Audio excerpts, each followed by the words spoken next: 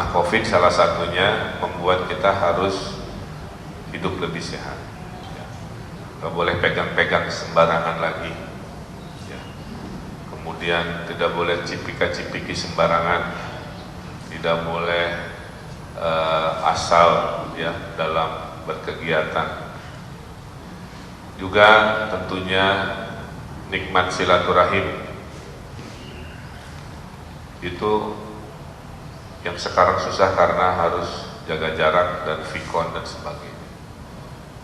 Makanya mendisiplinkan orang Indonesia paling repot itu karena orang Indonesia adalah masyarakat yang hobinya berkerumun. Ya. Tidak ada di dunia yang hobi arisan kecuali orang Indonesia. Mangan orang mangan ngumpul. Ya. Nah, maka disuruh nggak begitu memang. Nah, apapun itu, itulah ketidaknyamanan sebagai harga dari situasi hari ini. Nah, mudah-mudahan di new normal atau adaptasi kepada kebiasaan baru, kita semua bisa melaksanakannya, kemudian beradaptasi sampai obatnya ditemukan. Dulu penyakit flu itu sebelum ada obat dan vaksinnya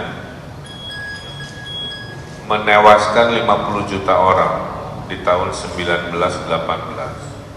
Sampai hari ini penyakit flu itu masih ada. Ya, bedanya sudah ada obat, rajin istirahat, sama. Yang namanya flu itu begitu.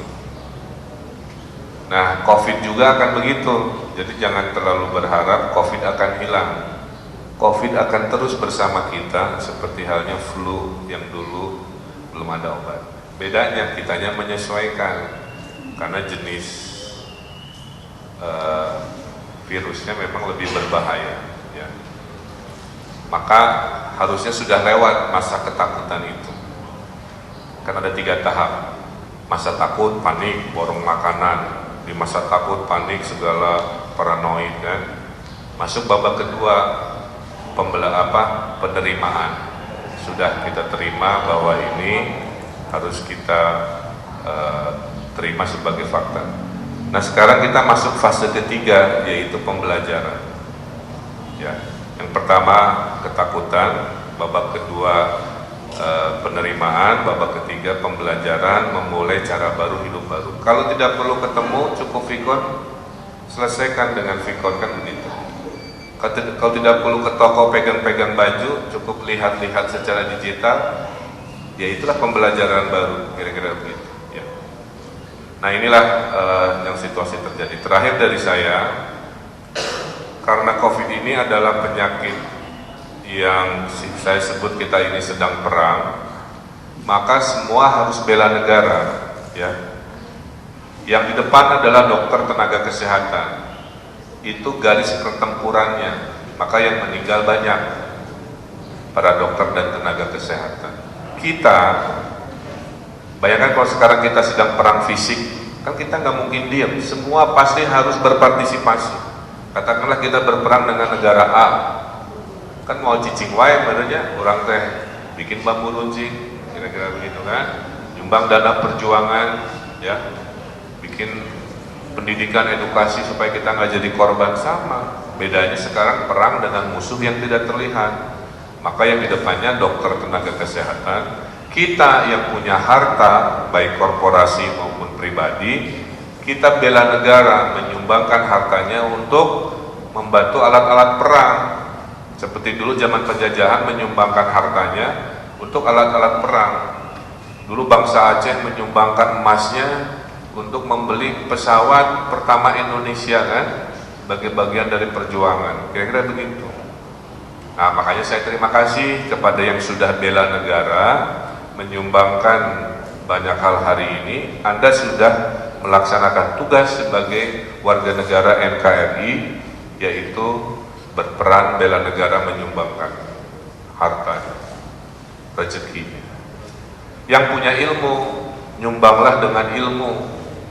Ya, zaman Perang Dunia Kedua, kenapa Inggris bisa menang lawan Jerman? Ilmuwannya bikin pesawat-pesawat tempur baru, bikin radar-radar baru, kira-kira gitulah, ya. Sehingga pesawat Jerman yang mau nyerang Inggris ketahuan oleh sistem radar teknologi baru. Itu perang fisik. Sekarang ilmuwan Jawa Barat bikin ventilator sendiri di PT Pindad yang tadinya ngurusi tank baja senapan, sekarang bikin ventilator. PT DI yang tadinya bikin pesawat, sekarang bikin ventilator. Bio Farma yang tadinya vaksin biasa, sekarang produksi PCR dan vaksin COVID sedang riset. Unpad ITB sekarang fokus sudah produksi bikin rapid test 2.0 kan, dan lain sebagainya. Nah, kira-kira itu semangatnya lah.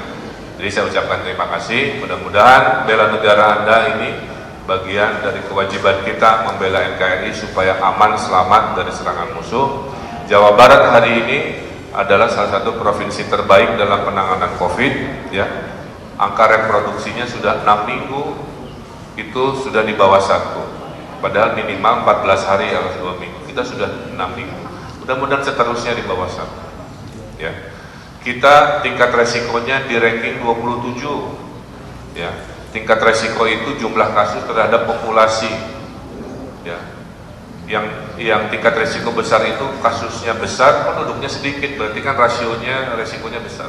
Kalau Jawa Barat itu penduduknya 50 juta, ya. Kasusnya itu di 2.600-an sekarang terhadap 50 juta itu masih kecil. Nah, kemudian hari ini juga yang sembuh banyak. Jadi kasus dari 100% yang dilabeli COVID, yang masih dirawat tinggal setengahnya lagi. Jadi tingkat kesembuhan kita sudah 7 kali dari yang meninggal, jumlah yang dirawat tinggal setengahnya, itu pun tidak di rumah sakit. Berita baiknya. Jadi yang dirawat di rumah sakit hari ini tinggal 29%. Jadi dari 100% kamar-kamar isolasi yang masih perlu dirawat tinggal 29% dari 50%. Nah, mudah-mudahan ini kita jaga. Ekonomi sudah kami buka di awal Juni. Mudah-mudahan tidak banyak lagi yang kena PHK, yang kurang pendapatan. Boleh sekarang pelan-pelan, khususnya di zona biru, ya, kira-kira begitu. Tapi tetap dengan 3 hal: jaga jarak, pakai masker, dan cuci tangan. Saya kira itu saja berita baik dari Jawa Barat, dan saya ucapkan sekali lagi terima kasih atas bela negara Anda semua. Hatur nuhun. Wassalamualaikum warahmatullahi wabarakatuh.